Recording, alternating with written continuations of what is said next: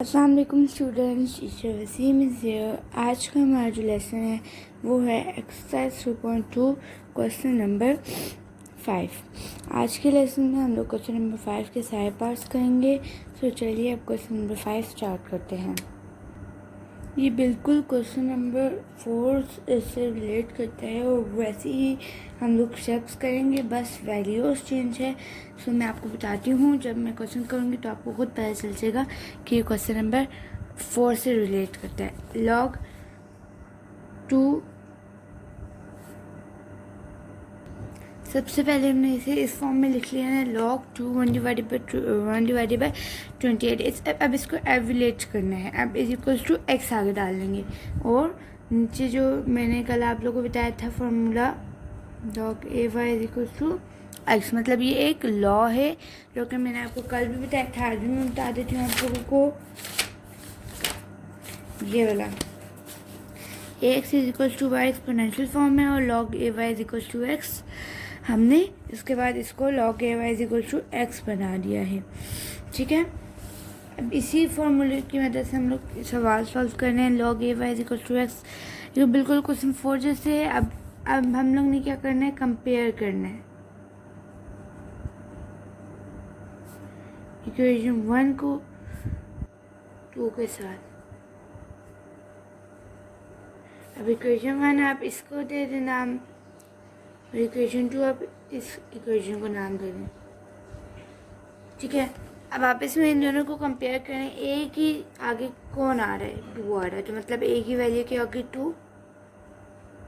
Y के आगे कौन आ रहा है, वाई के आगे आ रहा है 1 divided by 2, 1 divided by 128।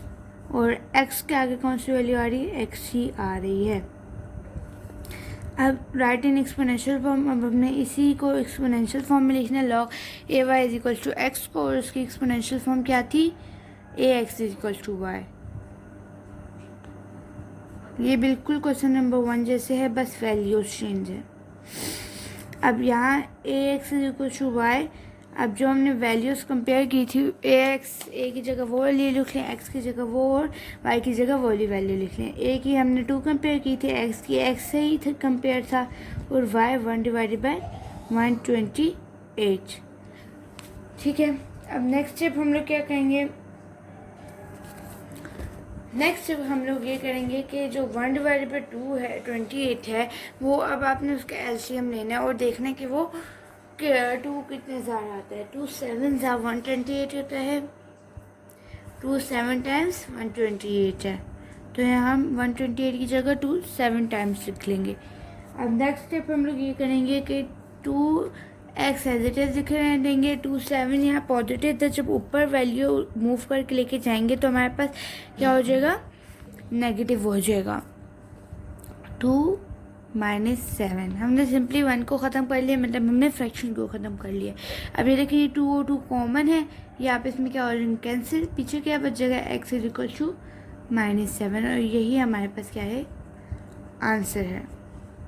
I hope कि आप लोगों को ये वाला क्वेश्चन अच्छे तरीके से समझ आ गया होगा। नेक्स्ट क्वेश्चन की तरफ मूव करते हैं।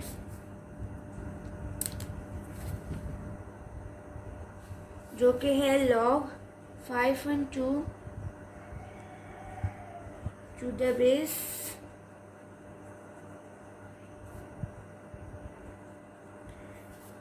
√2 और उसके बाद ये मैंने क्वेश्चन यहाँ लिख लिया है। अब इस क्वेश्चन में हम लोग ने क्या करना है, अब यहाँ कंफ्यूजिंग वे में दे दिया गया है, जैसे इस क्वेश्चन में हमारे पास अरेंज करके दिया हुआ था, और पिछले भी क्वेश्चन में log 2 1 डिवाइड बाई 28, मतलब बेस भी बनाई हुई थी और आगे x भी हमने लेच कर लिया था। यहाँ बेस हमने खुद बनानी है, log 5 and 2 to the base √2 and उसकी पावर 2। अब यहाँ कि बेस किसको कह रहे हैं, इस चीज़ को हम बेस कह रहे हैं, तो इसको बेस में लिख लेना है हम लोगों ने। जैसे हम लोग ने यहाँ बेस में लिखा था, वैसे ही हम लोग ने यहाँ बेस में लिख लेना है। ठीक है, और आगे log 5 and 2 था, उसकी बेस हमारे पास क्या आ गई, to the base √2 and power 2। ठीक है, अब ये हमने इसको एक्सलेट कर लिया, इसको इक्वेशन 1 का नाम दे दिया।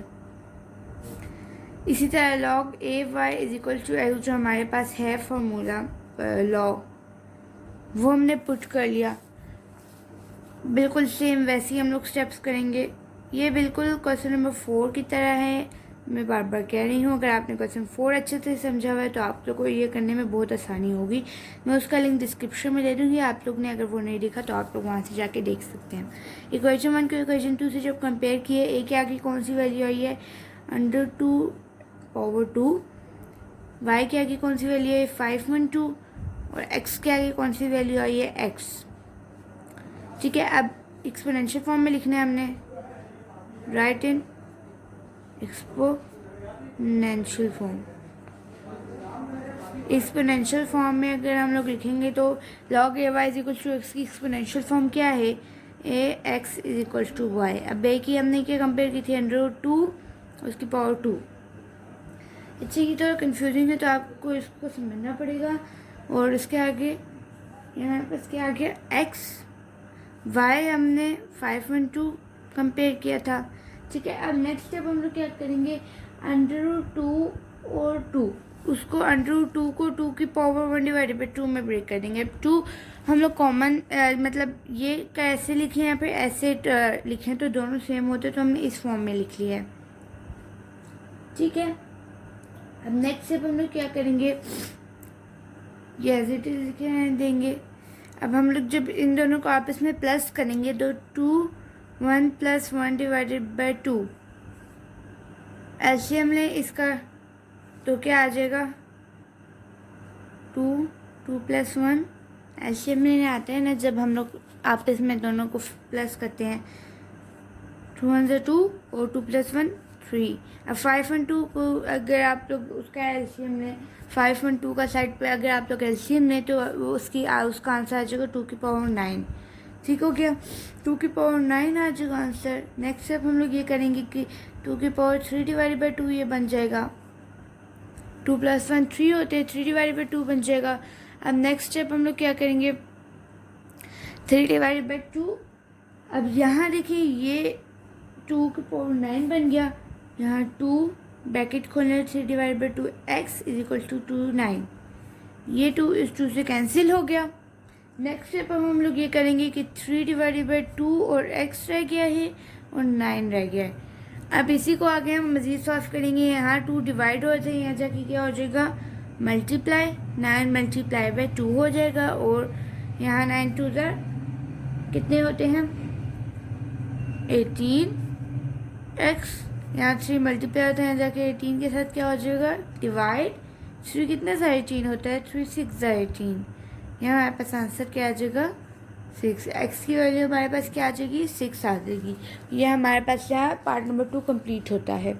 आई होप कि आप लोगों को पार्ट नंबर 2 भी समझ आ गया होगा, और ये हमारे पास पार्ट नंबर 1 था, ये भी आई होप कि आप लोगों को समझ आ गया होगा, और यही हमारा क्वेश्चन नंबर 5 कंप्लीट होता है।